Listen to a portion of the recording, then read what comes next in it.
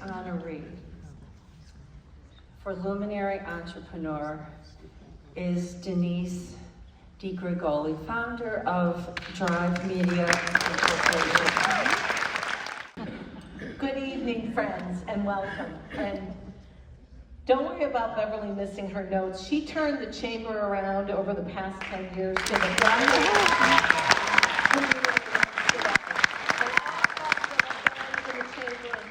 spectacular person she is. So congratulations to my fellow nominees, last year's winners, and everybody in this room that took time to be here tonight. And those of you that nominated us, thank you. Beverly would not tell us who you were. People ask me, am I going to talk about what my firm does? No. My firm is Drive Media. We're strategic communications and experiential marketing events. But I want to share a more important story with you tonight, how entrepreneurship started for me. And to echo, I did spend 14 years on Fran's board at WBDC, so I understand a little bit about what we go through as people, as trying to be in business, especially here in the New England area. So it started for me when I was 8, selling lemonade roadside for a nickel in the Berkshires on Saturdays with my childhood friend. If we could sell 40 cups of lemonade, that was a good day. It was $2. Now, I was learning something very important. When you put something spectacular together and you do it with passion and you're in the right place with the right people, it tends to go pretty well. So growing up in the Berkshires, we came to the United States via Ellis Island. I'm a second and third generation Italian. We were artisans, we were shoemakers, dressmakers, hairdressers, and later on restaurant owners and real estate investors. We were ladies with limited resources. You heard what Fran said.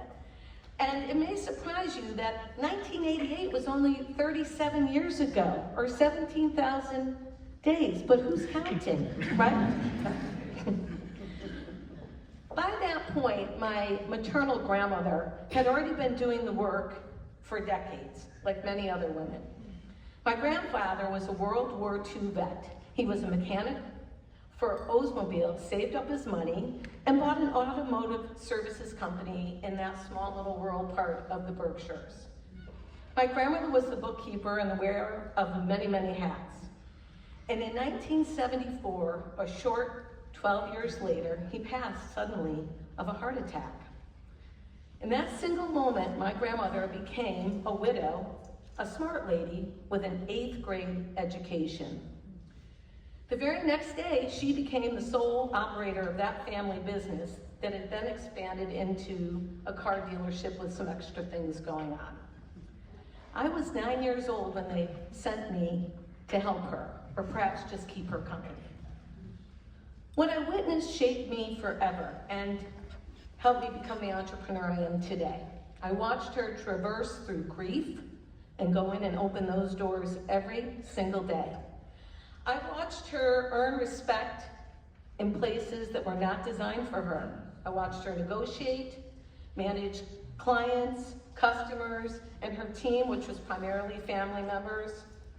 I watched her call the shots in her company until she was 81 years old from her hospice bed. I don't think I ever heard her say the word entrepreneur. She simply showed up. She was resourceful. She did the work, my friends. She was a woman in business. I am the first college-educated woman in my family, and that's not some fantastical statistic or data point to me. That's generational progress.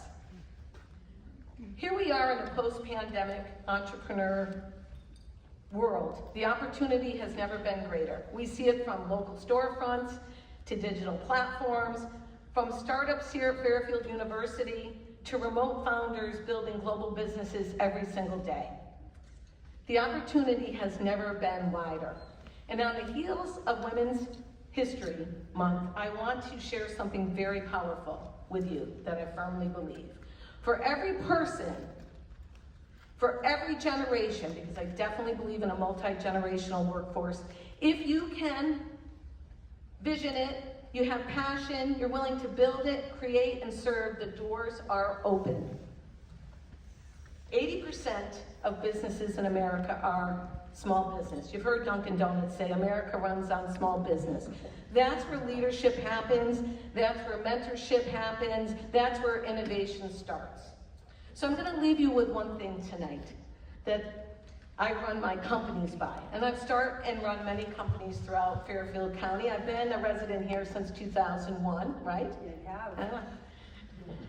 My grandmother used to say, Denise, you cannot be a success until you help other people be a success. So whether I'm working with business owners, or I mentor here in the Fairfield Startup Club, or I'm helping leaders with what's next in their business or their lives, that's where my passion lies. My goal is to widen the path for the next person and the next great idea. I would not be here tonight without the love and support of my husband, Troy Amuso.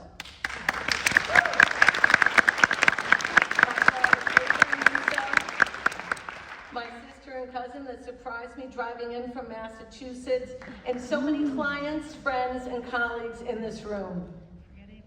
This award for me honors real grit, real resiliency, legacy, and mentorship. And it reminds me that the next generation is watching. May we all leave the door wider than we found it.